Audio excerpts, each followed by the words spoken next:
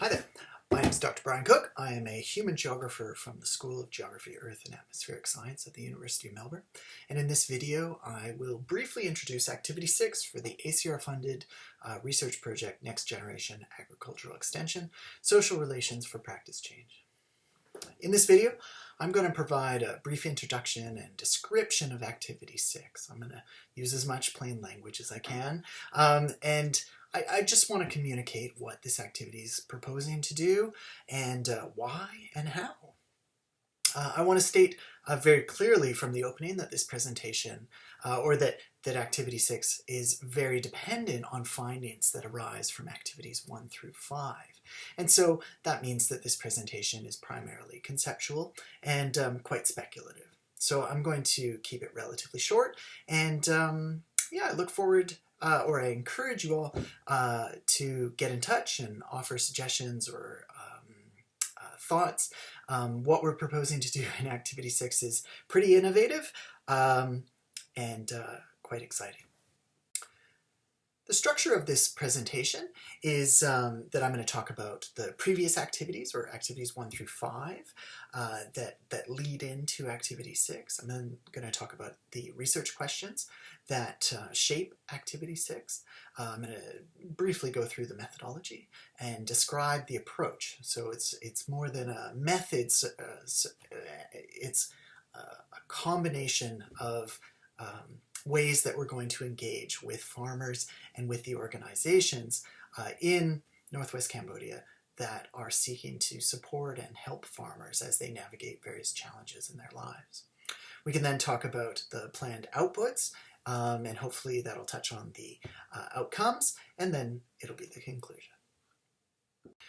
This project is large. It has a big team. It's multidisciplinary. It's cutting across 4 or 5 universities.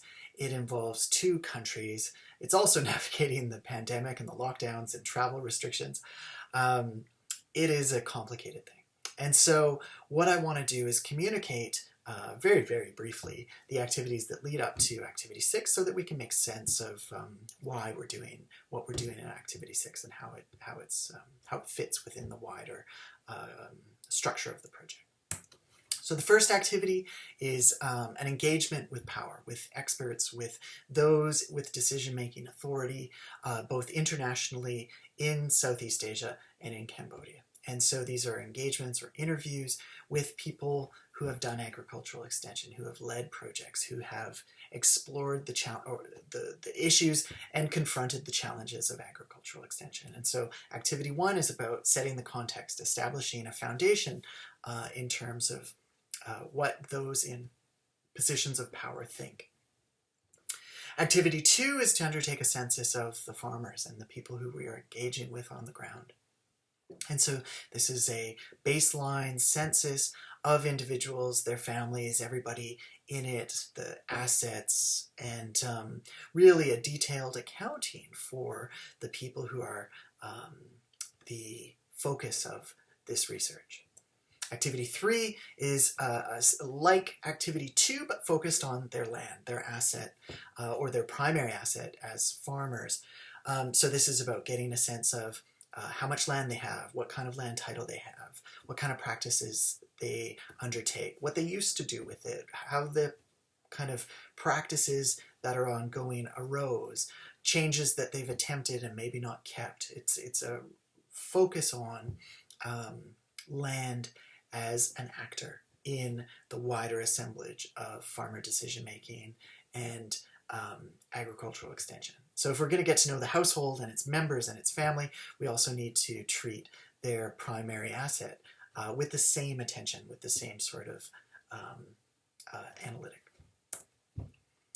In Activity 4, we go into villages and we take a kind of group-based focus group approach to understanding what assets the community has. So we're using an asset-based community development approach, a kind of community economies way of engaging with people, of hearing them, of finding out what are their priorities, what's important to them, what sort of assets they have and how they enroll those assets in their own livelihood strategies, and really just getting to know and listen to farmers. What's important? Where are the challenges?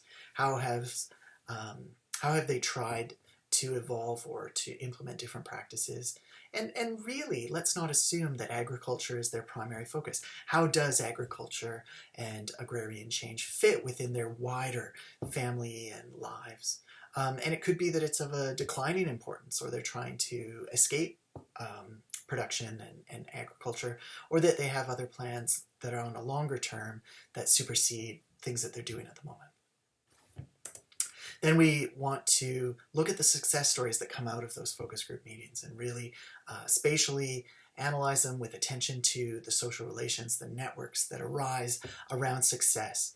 And success defined very broadly, not simply profit or gross margin or kind of standard econometric understandings of success, but also those successes that the farmers are most proud of, that the household views as important, that allowed them to do something that they wanted to do, that was creative, that opened up new opportunities, that really is a success for the household or for the farmers that we're engaging with. And that's of critical importance, to be led by notions of success that the household has, and to analyze it using a kind of network and assemblage thinking analytic.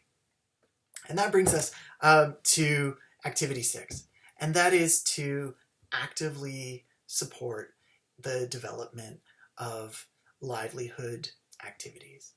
And so this is, if the preceding 5 activities are better understanding the context, the place, the families, the power structures and organizations that are attempting to intervene in that system, of broadening the perspective to include farmer perceptions and aspirations, attention to land and non-human actors, a kind of network take on it, a relational understanding. Then activity 6 is the pivot that this research project will attempt in the context of intervening and supporting those types of activities. And so that's what this talk is going to be about.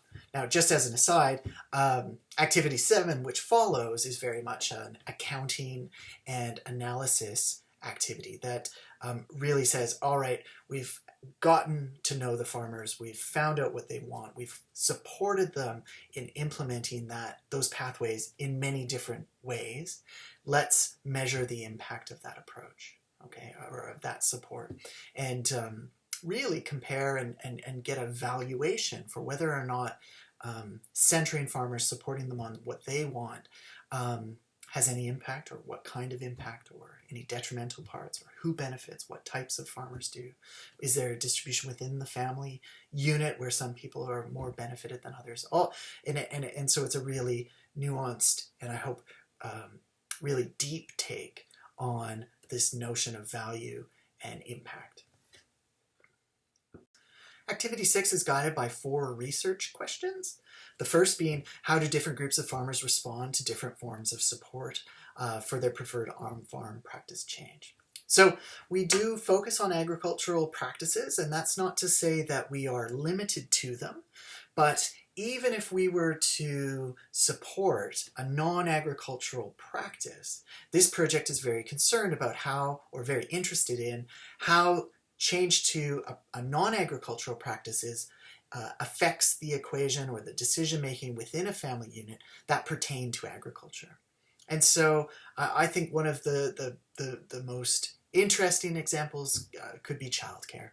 If we go to farms and villages, and farmers tell us that childcare is the thing that is really affecting their ability to implement changes to their livelihoods. And in these villages, we have a very interesting and increasingly common tendency, which is that the villages have a lot of very young children and a lot of elderly individuals, whereas the people of the kind of prime years, I've got to be careful how I don't want to offend anyone, but let's say people between 15 and 40 have left the villages to work off farm. They've gone to cities, they've gone to factories, they've gone beyond Cambodia to earn wage labor and to send it back, or to not partake in agricultural labor, which is fine if that's a choice. Some of them, it won't be necessarily a choice. It'll be something that they have to do in order to pay off a debt or to escape their debts, or there's all sorts of reasons. But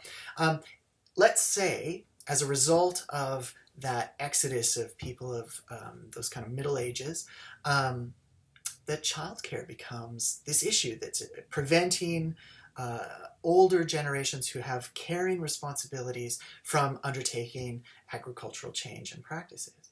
If that's a story that gets told by our participating farmers and they come up with a solution around a creche or a childcare system where maybe they exchange looking after children, or they secure funds for primary education or schooling, or whatever solution they come up with, this project will support that. And we could support that through our connections, our existing relationships with other organizations in the area, with some budgetary contributions to enable childcare. And then our project will then analyze what that does to on-farm practices. That's the kind of model where we find out what farmers want, we actively support those efforts, and we measure the impacts of those changes on their practices, including their non-agricultural practices. It may be that they don't reallocate that labor into farming. It could be that they simply rest because they're exhausted, or it could be that they start up a different kind of business, or that it's up to them. And that's not something that we're going to judge, it's something that we need to find out.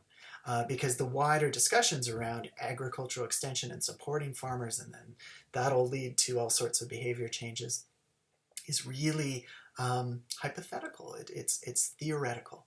And so this is our effort to intervene in the system and then measure its impact. Research question 2 is how do the individuals or organizations attempting to support farmers understand farmer needs and contribute to farmer practices and or practice change? And what we mean by that is a kind of reflective look at all of these different organizations who are attempting to influence, support, educate, coerce, manipulate farmers into different practices. Our activities in Cambodia will be to, if you think back to activity 1, is to analyze and engage with those, empower those who are influencing efforts to support farmers. We need to engage with them repeatedly over the course of this project to find out what they're doing and how they're doing it and why they're doing it. And really this will be with attention for the types of support that they give, the ways that they allocate support, who receives it, how it's used, and what kind of impact they think it has. So really, if you imagine farmers on one side and all of these various organizations and individuals on another side trying to affect change, we want to know how they think about it. How do they know change? What are they trying to accomplish, and how are they doing it? Research question 3 says, what social relations do farmers desire that cannot be supplied by participating individuals and organizations? And this is us kind of scanning the horizon. What's missing? And what do farmers think is missing? What would be that relationship or that organization, that type of support that they think would work for them? And I think it's really important here that we remind ourselves that these farmers, for the most part, someone in the household has a smartphone. They are very well connected through networks of their own. WhatsApp is an amazing kind of way of staying connected. They have family members who have migrated all over Southeast Asia, who come back with information and can tell you how cassava is grown in Thailand or in other locations. And so these are not, while they are isolated in some ways, they are also hyper connected in others, which is an amazing kind of contradiction. And so these farmers, what we want to know is, what do they see on the horizon? What do they wish they could do? What do they think is lacking in their area? and what would they do to change it? And this is, again, for our project team to say to ourselves, wow, a large proportion of these households want X. Can we actively support X delivery?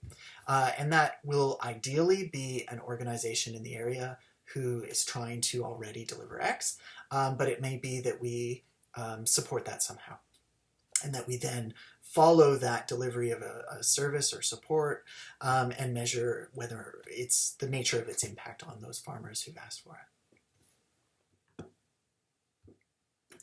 And finally, given the kind of I guess neoliberal or commercial orientation of a great deal of agricultural extension.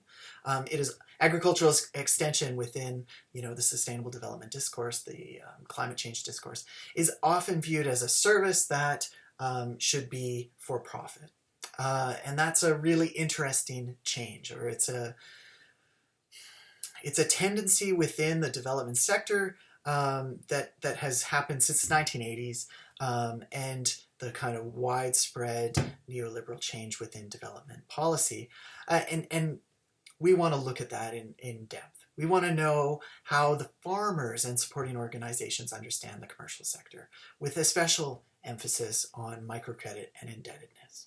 The preceding project that lays some of the groundwork for this project found debt to just be endemic. There was upwards of 99, the vast majority of participants who we were engaging with had taken out loans, if not multiple loans. And there was this tendency to juggle loans or to borrow from one person to pay off another. And so we know that debt is central to agricultural practices in the region. It will be an unavoidable factor within supporting farmers. And so we need to know how farmers and other organizations in the area understand the role and activities and responsibilities of the commercial sector with attention to debt and microfinance. With regard to the methods that we will be using in Activity 6, we do a lot of engagement, and participatory research is probably the heading that we would set over top of that or apply to the methodology. We'll be undertaking knowledge exchanges and facilitated discussions amongst interested farmers and supporting individuals. We'll be doing that in tandem with the NGO that we work with, Partners for Rural Development, as well as with the University of Battambang, where we are going to be basing our operations. We will be using interviews with both farmers and supporting organizations, either in villages or at the University of Battambang in our kind of base, and we'll be engaging with the participating farmers in that way as well.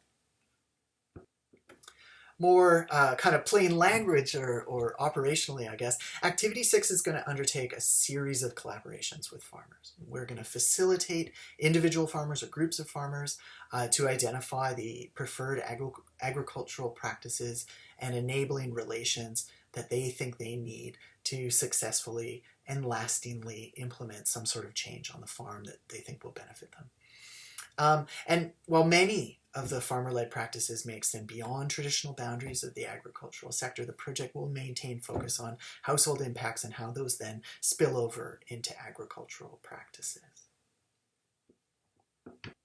In this way, the project will connect how smallholders experience agrarian change in the context of wider social pressures, and thereby connect the kind of classic development studies with analyses of agrarian change and farmer decision-making.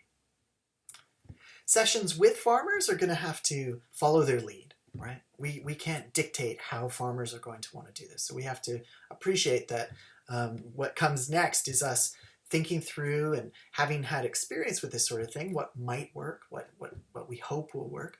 But everything comes with a caveat that we will follow the lead of farmers. But what we're envisioning now is that the sessions with farmers will be facilitated by our NGO partners, PRD, who will help us identify the enabling and disabling relations that affect farmers and their decision making and why they do certain behaviors or why they change or don't change.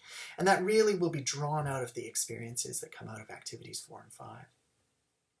These sessions that we'll do as part of Activity 6 will create the conditions for a farmer-led decision-making, or we'll nurture that as much as we can and as much as is possible.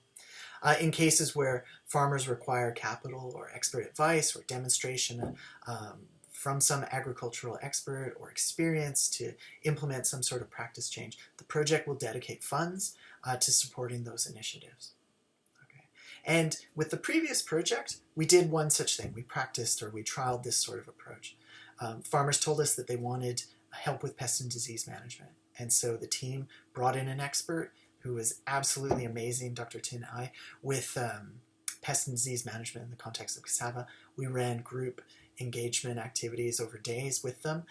We went into the field, we showed them how to identify and respond to pest and disease, we showed them best practices, we supported their efforts, and we also asked that they share this information more broadly after they learned it. And since that time, we've kind of regularly gone back to check in to see whether or not it affected their practices, whether or not it shaped the practices of their neighbors or other individuals through their social networks. And so that's the model, that's the template or an example that we want to follow on a larger scale and in multiple ways, responding to a farmer's expressed, or a household's or a group's expressed desire or need, collaboratively and collectively deciding on what should be done or what can be done, implementing that support, and measuring the impact of it.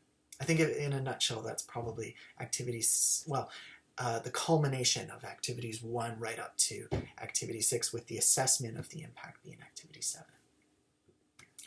During these discussions, we will do as much as we can to enable farmers to lead them, and they will take place wherever it suits the farmers. They can do it wherever they want. We'll come to them, and we'll listen for those opportunities to enlist support of individuals, service providers, or other organizations to provide advice, demonstrations, or respond to local needs.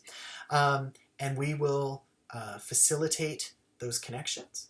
We'll, the NGO, PRD, have a long-standing relationship as advocates for farmers, and hopefully through demonstration or more demonstration of this sort of process, farmers, they already trust PRD, but I think we can work to ensure that PRD has the best interests of the farmers at heart. I know personally that the members of PRD already do, but I think they will continue to do that and show farmers that that's a trusted relationship that they can draw on and look to for advice. And we'll help those farmers or groups of farmers engage with various organizations. I guess the theory of change is that farmers at present are quite isolated. They are disconnected. They have very limited options in terms of the relationships that they can draw on. And these activities are about expanding their networks of relationships, with the premise being that the vast majority of those relationships could be used to benefit farmers. Now, they might not always. And so we have to always keep in mind that some of these relationships that farmers are woven into are exploitative, are detrimental. And so one of the biggest challenges that this project will have is ensuring to the utmost degree that these relationships are supportive. And that's where our ethics, our experience, and our positions are really to look after the farmers' interests and to make sure that they're not being taken advantage of. This is the challenges that come with being an active, action-oriented research. Our activities and the NGO PRD and its connections in the area mean we already know a lot of organizations that do amazing work to help farmers. And so in many respects, it's not necessarily hard to find those organizations. There is an awful lot of them, some of which aren't great, but PRD and their experience, we know who's doing great work and who's working really hard to support farmers. For us, we view the research team as facilitating an expansion of those relationships. And so we've already had discussions with lots of the NGO sector, with some of the government agencies, with other research organizations who each have something to offer. And so for us, by getting to know the farmers and what they want in the first 5 activities of this project, we can kind of act as a matchmaker, I guess, and a supporter of those connections. And the premise being that if a farmer expresses a need or a desire to learn about integrated pest management, then we know already who's in the area, who's got demonstration farms or trials or lessons on how to implement integrated pest management, and the project will organize sessions on integrated pest management with any of our participants who want to learn about that. That's the kind of facilitation and connection that Activity 6 will undertake. As you can see, each of the research questions align with outputs, and I'm not going to go into great detail at this point. It's all rather speculative, but I think the important thing to note here is that there will be both different types of outputs associated with each of the research questions. And what I mean by that is this project is very committed to ensuring that the knowledge generated from this research is accessible to anyone. And so that means language issues, cultural issues, paywall type financial issues. And when I say language, I think also not just Khmer versus English versus French, but also jargon and accessibility in the written word. And so we talk about project briefs, which are going to be very short, punchy, policy-oriented or practitioner-oriented briefs, as well as outputs that go via our website, where we've been producing, or we're beginning to produce, videos in Khmer for local farmers that they can access via YouTube.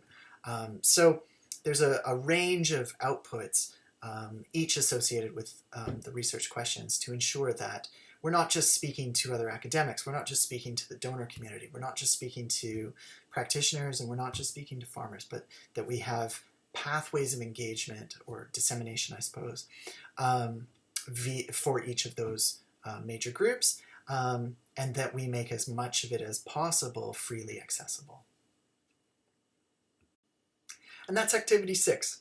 I hope that it gives you a sense of what's planned, and how it fits in with the wider structure of the project.